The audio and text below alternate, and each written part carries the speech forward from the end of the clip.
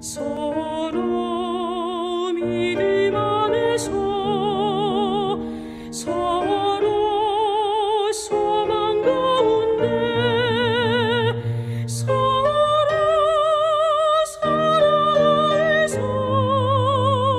손잡고 가는 길 주여 사랑의 종소리가 사랑의 종소리가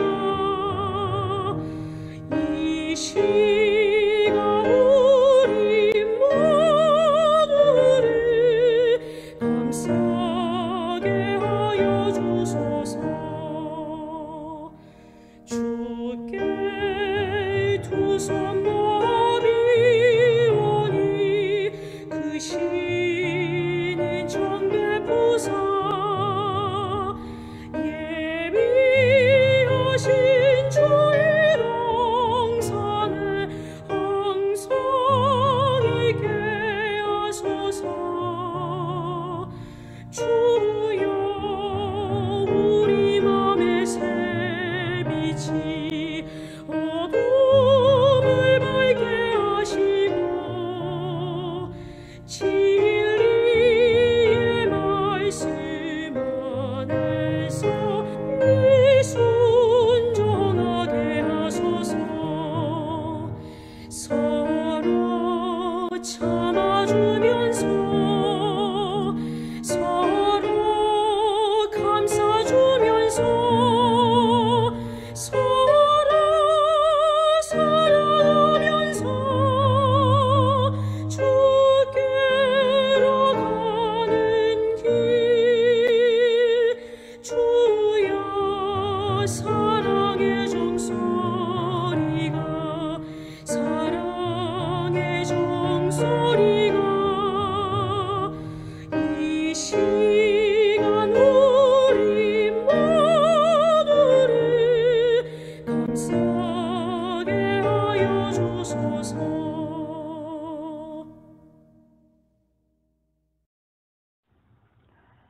하늘에 계신 아버지, 이 한 주간도 주의 은혜로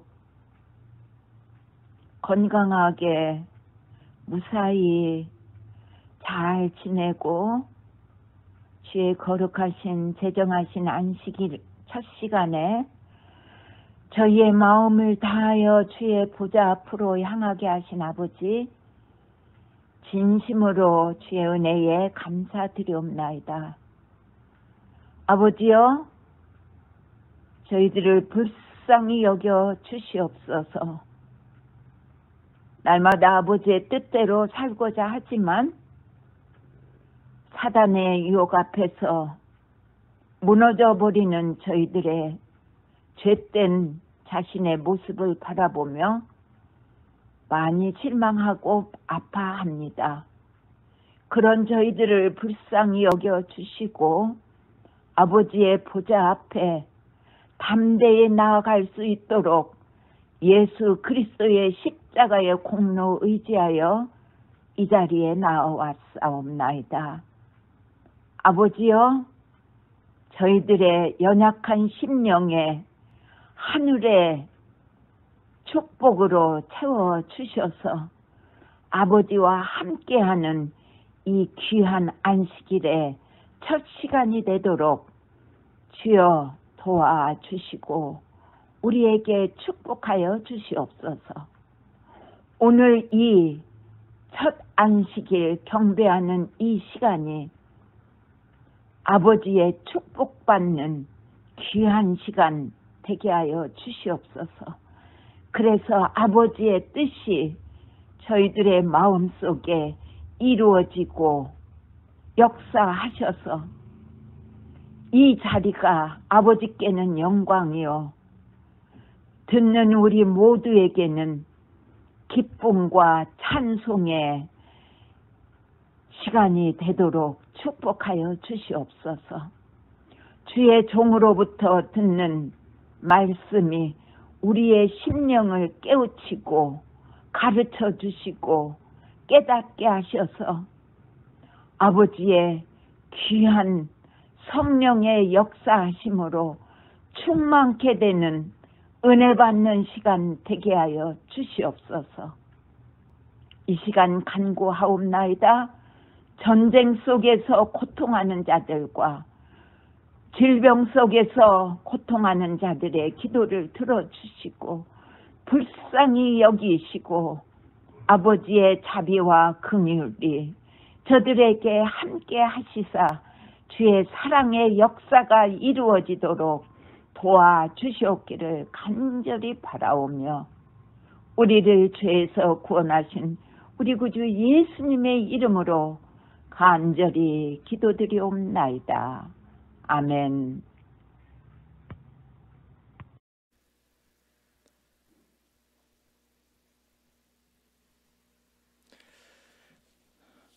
사랑하는 성도 여러분, 하나님의 은혜로 한 주간을 보내고 기도하는 삶을 살아가는 우리 앞에 또 주님께서 오셔서 인도하시고 함께 하심을 인해서 감사했던 한 주였습니다.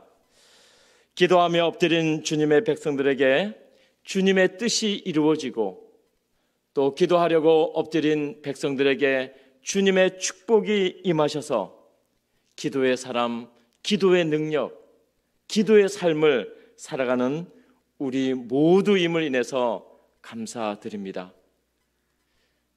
기도가 부족한 사람은 기도의 능력을 더 강구하고 또 열심히 기도하며 전진하는 사람은 더 열심히 더 높은 곳을 향하여 기도하며 전진하고 나뿐만 아니라 기도가 필요한 모든 사람들을 위해서 쉼없이 기도하는 우리 모든 성도님들이 되시기를 바랍니다.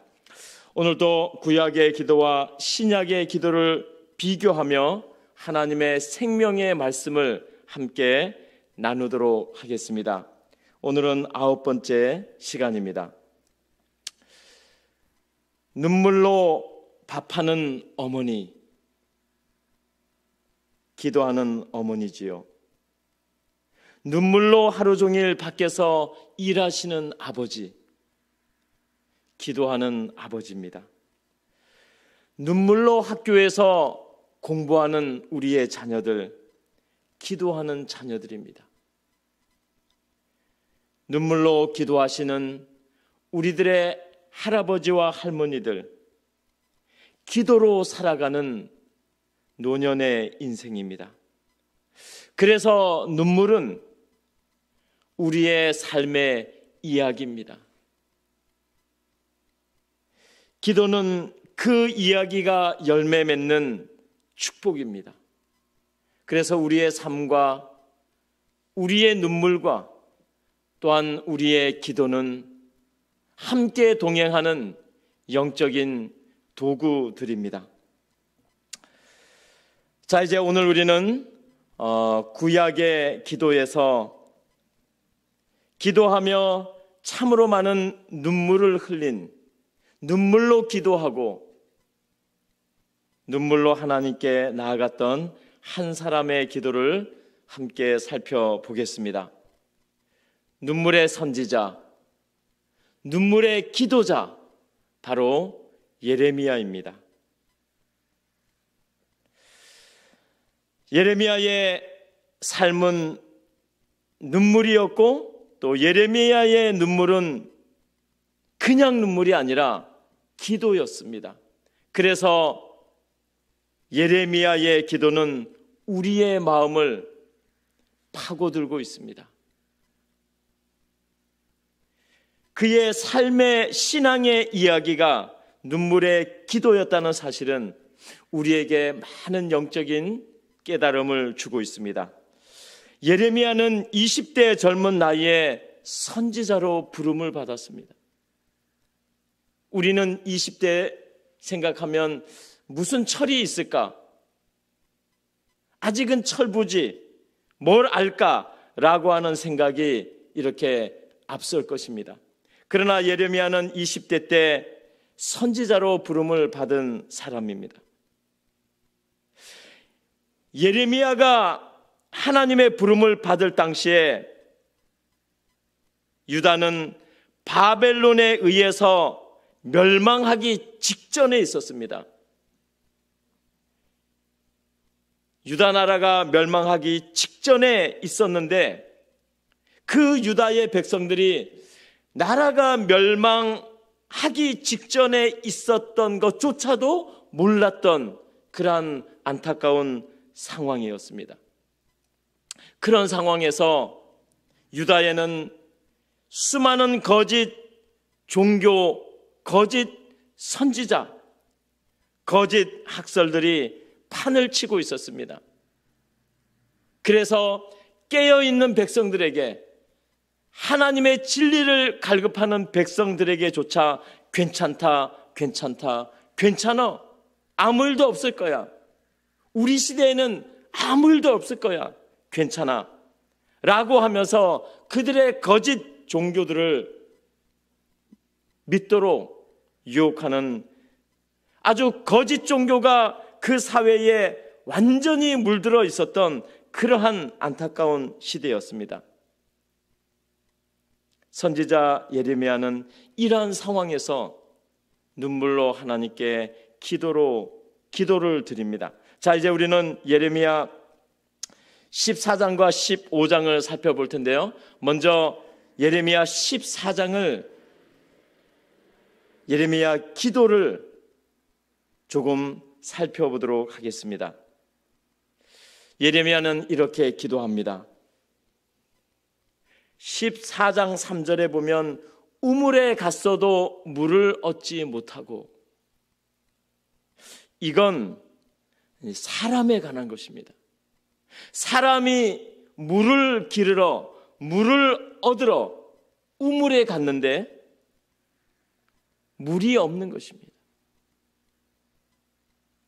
냇가에 갔는데, 물을 얻으러 갔는데 물이 없는 것입니다.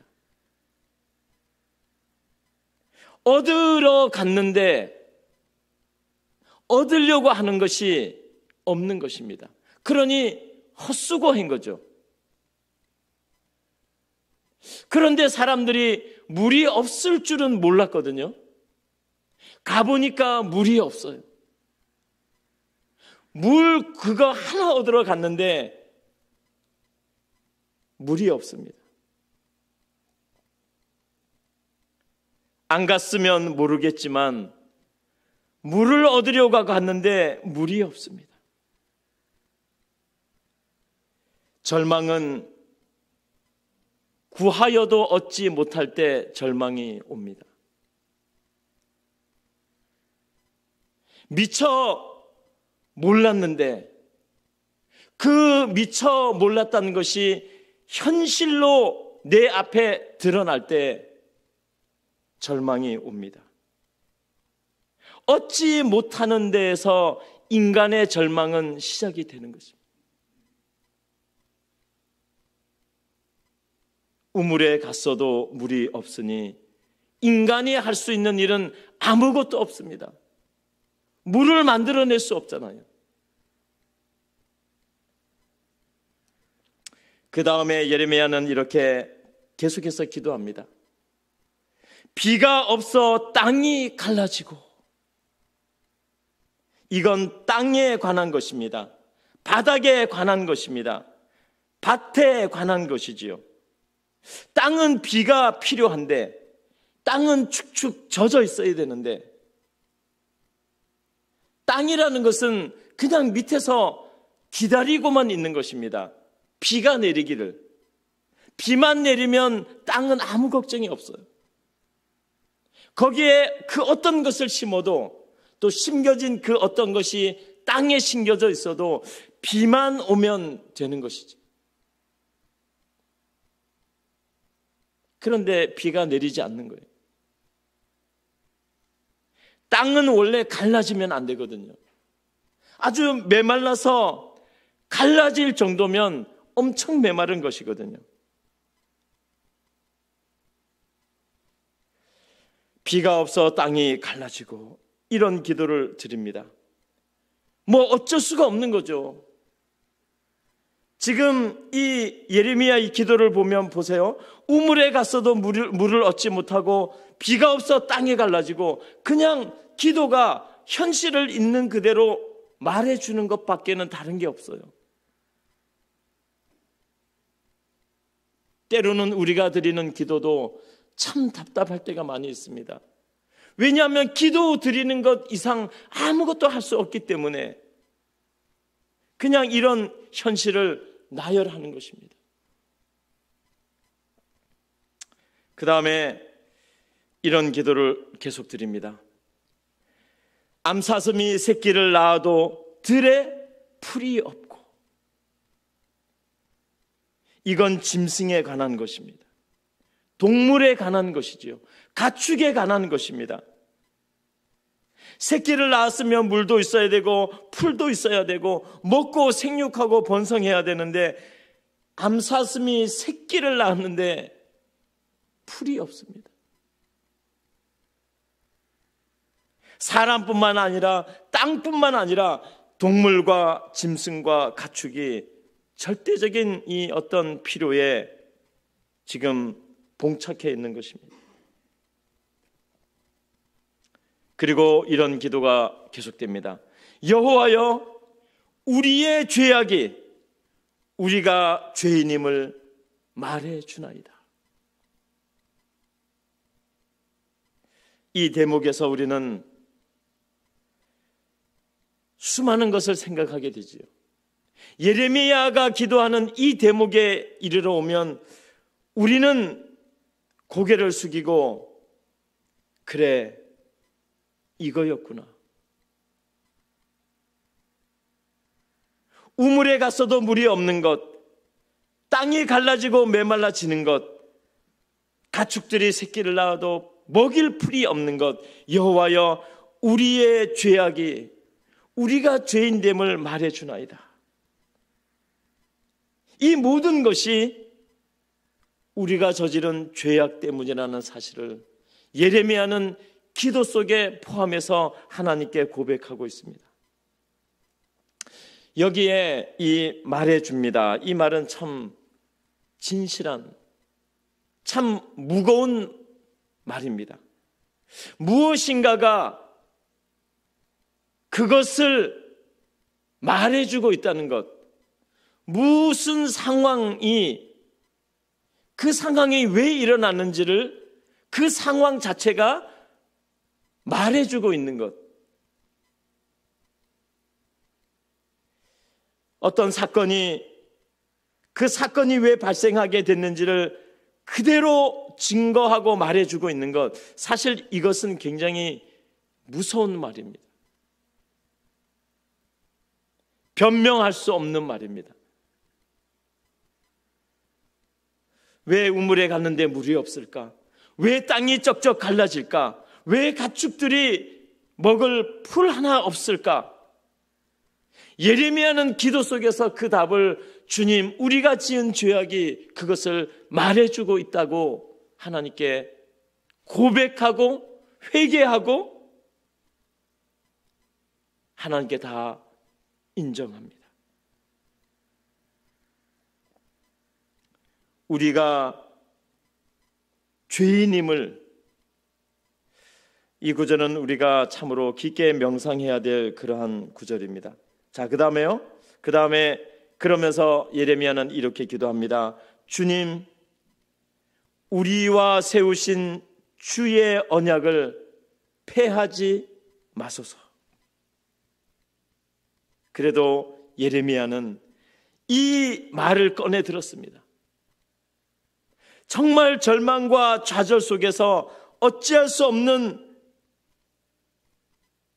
그냥 보통 위기가 아니라 아주 총체적인 위기 속에서 나라는 멸망 직전에 있죠.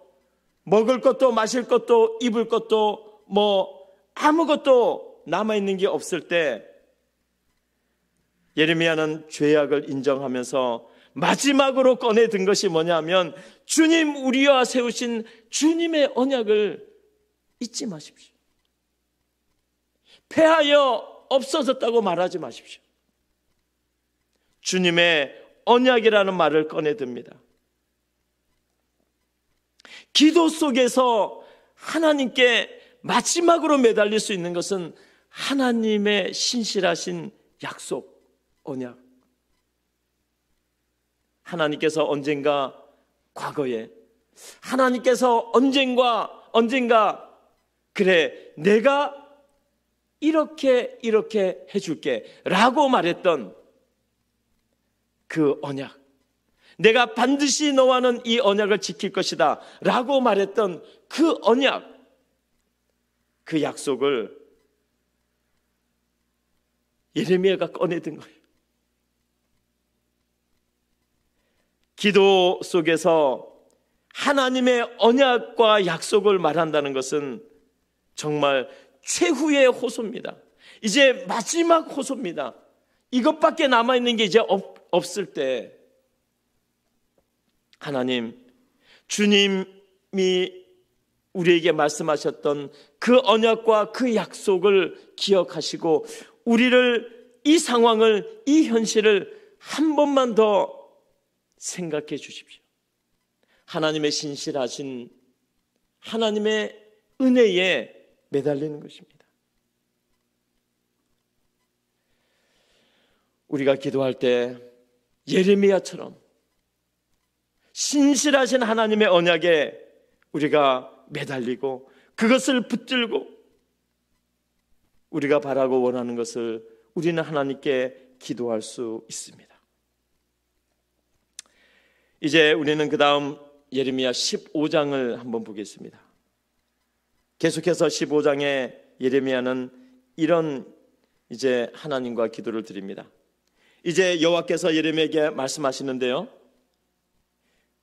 14장의 기도를 드리고 나서 여호와께서 이제 15장에 말씀하시는데 이렇게 말씀하십니다. 여호와께서 말씀하시되 모세와 사무엘이 내 앞에 있을지라도 내가 내 백성을 쫓아내리라. 정말 예레미야가 이 이야기를 듣고 얼마나 낙담했을까요? 이제 끝이구나. 모세가 어떤 사람입니까? 여기에 사무엘이 어떤 사람입니까?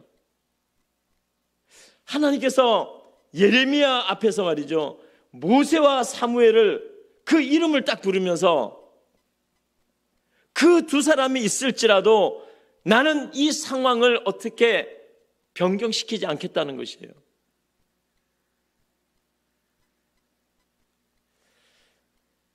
내가 믿음과 신앙의 거장들과 비교되었을 때, 정말 기도의 거장들과 비교되었을 때 그 마음이 어땠을까? 이게 엄청난 이야기죠. 아니, 모세와 사무엘이 있더라도 이 백성이 멸망하는 것을 나는 절대로 막지 않겠다는 것이죠. 모세라는 분은 기도를 통해서 광야의 수많은 일들을 기도를 통해서 해결했고, 수많은 위기들을 기도를 통해서 해결한 기도의 사람이죠. 사무엘 역시 기도를 통해서 블레셋을 이기고 수많은 환난과 시련 가운데서 모든 것을 기도로 승리했던 두 사람, 그 두 사람이 여기 와서 기도할지라도 나는 이 유다 백성을 멸망하는 것을 막지 않겠다는 하나님의 이 말씀은 정말 예레미야에게, 우리가 이 말을 들었다면 어땠을까요? 최악의 상황이죠. 예레미야는 이 말을 듣고 어떻게 했을까요? 두 사람보다 한없이 연약할, 두 사람보다 한없이 부족한, 두 사람에 비교하면 정말 너무나 작은 사람처럼 느껴졌던 이 예레미야는 이 하나님의 말씀을 듣고 어떤 기도를 했을까요? 어떻게 하나님께 기도를 포기했을까요? 아니면 어떤 불평을 했을까요? 아니면 어떻게 했을까? 예레미야는 이렇게 기도합니다. 여호와여, 나를 기억해 주소서. 여호와여, 나를 생각해 주소서. 예레미야는 이렇게 기도했습니다. 모세와 사무엘의 이름이 나왔는데도 그들이 이 앞에 와서 기도한다 할지라도 나는 유다의 멸망을 가로막지 않겠다, 간섭하지 않겠다, 이렇게 말씀하신 하나님 앞에서 사무엘은, 예레미야는 말하기를, 기도하기를, 여호와여, 나를 기억해 주소서. 하나님, 나를 생각해 주소서.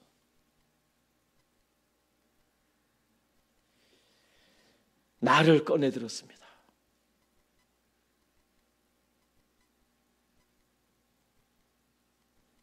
그도 인간이었겠지요. 사람이었겠지요. 위대한 기도의 사람들과 비교되었을 때 왜 작아지지 않았겠어요? 아마 용기가 꺾였겠죠. 그러나 예레미야는 하나님, 나를 생각하십시오. 내 기도를 좀 들어주십시오. 그는 작아지지 아니하고 기도를 포기하지 아니하고 나를, 자기 자신을 하나님께 꺼내놓습니다. 그 누구도 아닌 나를요. 우리는 여기에서 예레미야가 정말 훌륭한 믿음을 가지고 있다고 영적인 큰 교훈을 배웁니다. 야, 이렇게 기도할 수 있구나. 이렇게 하나님께 자기 자신을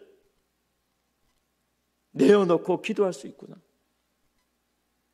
그 어떤 믿음의 기도의 사람의 이름이 거론되든 상관없이 나를 하나님께 드러낼 수 있구나. 나를 꺼내놓고 하나님께 호소하고 있구나. 대단한 것이죠. 나를요. 그 누구도 아닌 나를요. 그러면서 이렇게 기도합니다. 나는 주의 이름으로 살아가는, 나는 주의 이름으로 일컬음을 받는 사람입니다. 이렇게 기도합니다. 이것이 예레미야의 기도의 핵심이라고 저는 생각합니다. 핵심 중에 핵심이라고 생각합니다. 주님, 나는 주님의 이름으로 살아가는 사람입니다. 나는 주님의 이름으로 살아간다고 수많은 사람들에게 일컬음을 받는 사람입니다. 하나님, 나를 기억해 주셔야 합니다. 이렇게 그는 기도합니다. 이 기도는요, 오늘 우리 모두에게 엄청난 용기를 줍니다. 엄청난 기도의 힘을, 능력을 우리에게 가져다 주고 있습니다. 주의 이름으로 살아가는 사람, 얼마나 멋있습니까? 주의 이름으로 일컬음을 받는 사람, 하나님께서 얼마나 기대하는 사람일까요? 정말 성령이 충만한 사람 예레미야입니다. 믿음이 굳센 사람 예레미야. 부족함이 있는데도 불구하고 그 부족함보다는 하나님의 이름을 먼저 꺼내놓고 그 하나님의 이름으로 하나님께 기도하며 원하는 것을 간구하고 있는 이 예레미야. 정말 멋있는 사람 같아요. 우리도 이렇게 기도해요. 우리도 이렇게 살아가는 것입니다.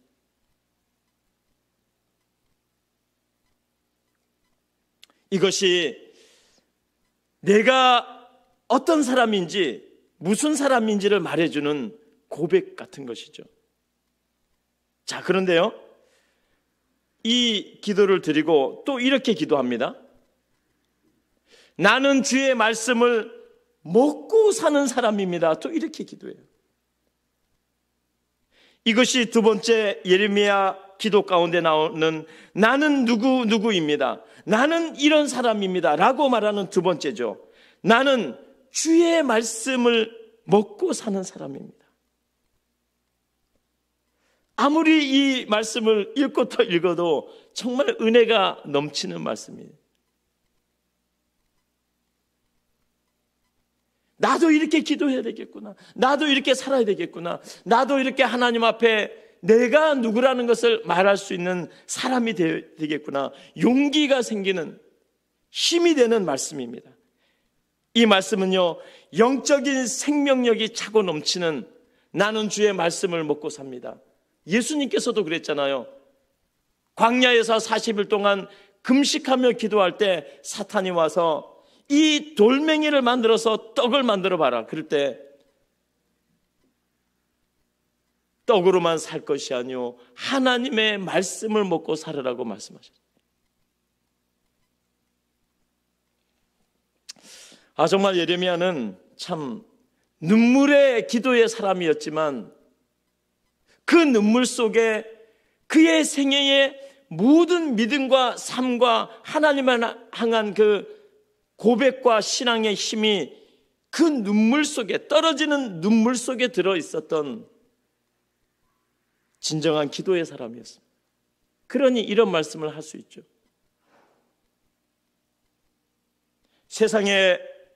세상이 주는 것만으로 먹고 살아가는 사람이 아니라는 것이. 그것은 또 배고파지고, 그것은 또 배출하면 없어지고, 헛된 것이지만 영원한 주의 말씀을 먹고 사는 나는 영원과 관계된 사람이라는 사실을 이 예레미야는 기도의 고백 속에서 말하고 있는 것입니다. 그러면서 이제 이 말씀을 합니다. 하나님께로 돌아오면 된다고 하지 않았습니까? 이렇게 말씀합니다. 정말 예레미야는 이 말씀 참 하나님께서 이 말씀을 듣고 이게 하나님이 말씀하셨던 그 언약, 그 약속이거든요. 어떤 짓을 하더라도, 어떻게 방황하고 타락하더라도, 어떻게 하나님을 떠났다 할지라도, 무슨 짓을 했다 할지라도 하나님께서 언젠가는 말씀하셨거든요. 하나님께로 돌아오기만 하면 된다. 그 말씀을 예레미야가 기도의 맨 마지막에다가 딱 갖다 넣으신 것입니다. 주님, 여호와 하나님, 모든 것 다 그렇다 치더라도 하나님이 언약에 말씀하시기를, 약속하시기를 하나님께로 돌아오기만 하면 된다. 이렇게 말씀해 주지 않으셨습니까, 하나님? 그 말씀을 기억해 주십시오. 저는 그 말씀을 기억합니다. 우리가 하나님께로 돌아가겠습니다.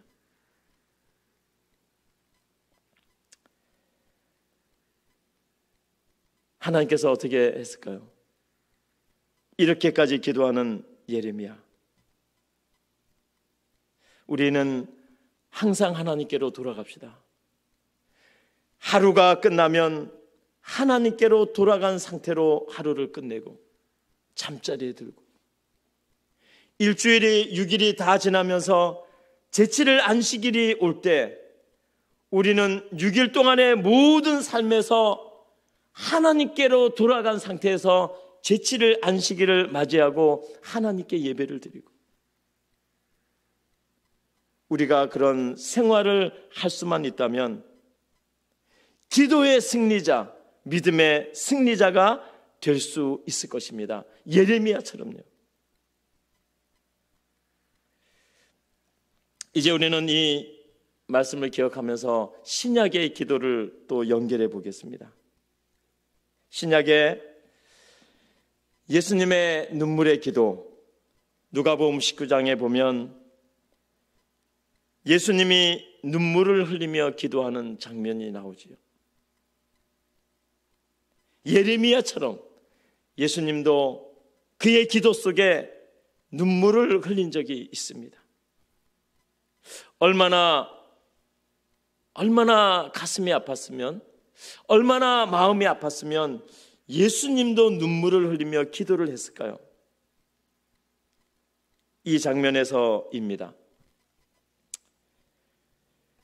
누가복음 19장 41절과 46절에 보면 가까이 오사 예루살렘 성을 보고 울며 내 집은 기도하는 집이다. 기도와 연결된 말씀을 하시면서 예루살렘 성을 보면서 예수님께서 울었다는 것은 예루살렘의 성이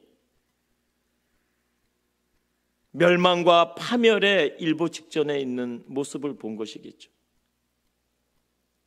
좋으면 기뻐하고 칭찬하고 박수를 치고 격려했을 텐데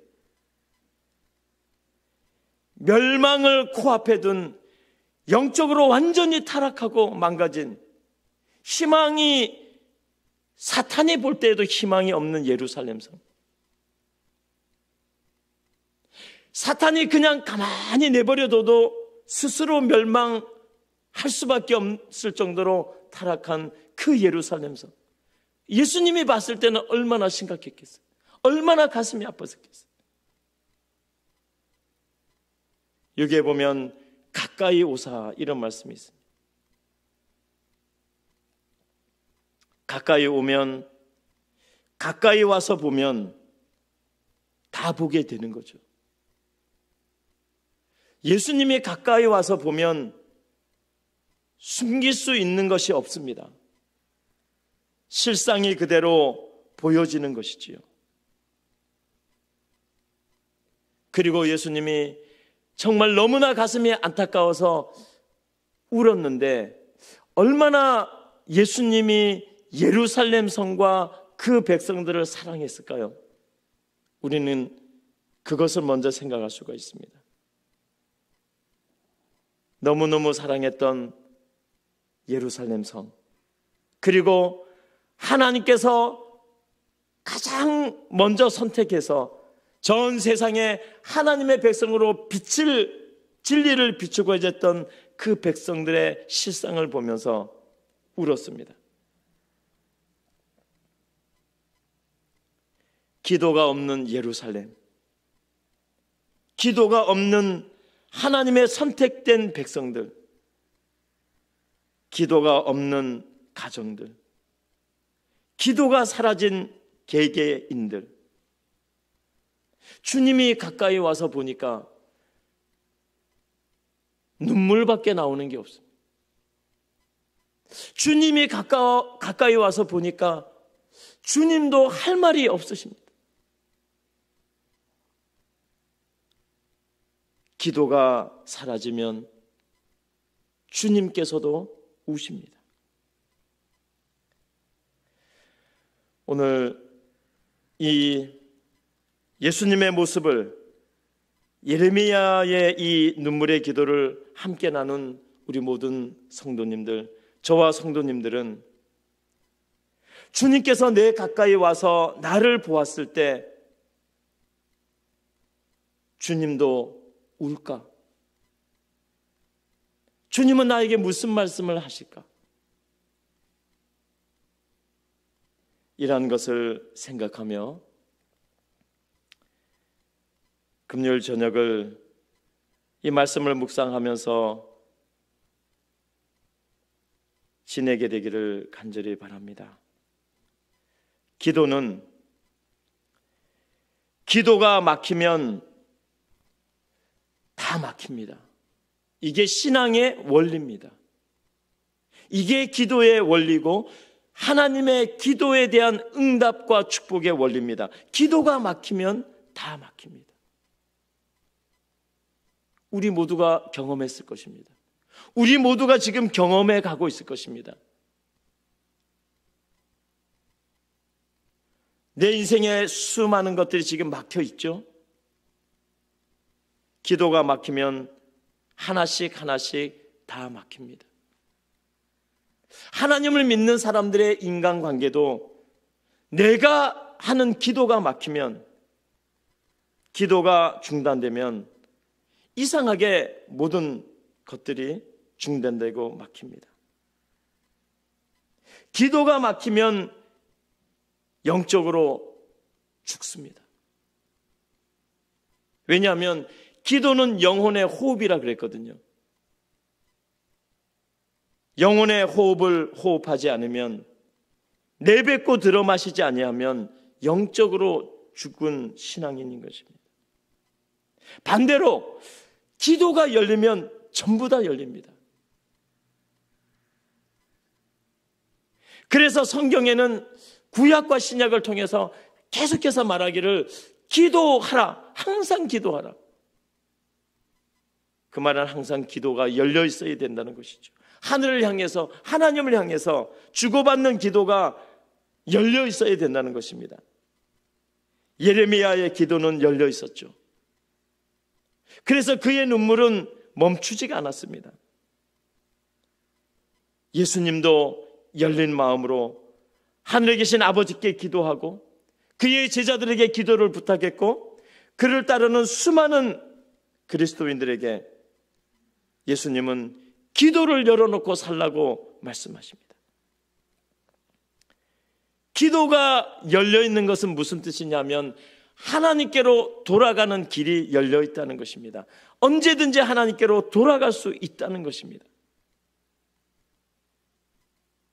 이제 우리 가든그로브 교회도, 우리 가든그로브 교회 성도들도, 모든 재직들과 이 교회가 기도이시 살아가는 사람, 모든 것이 가능한 열려져 있는 상태로 하나님의 축복과 응답을 받기에 항상 열려진 기도의 교회, 기도의 사람, 기도의 성도.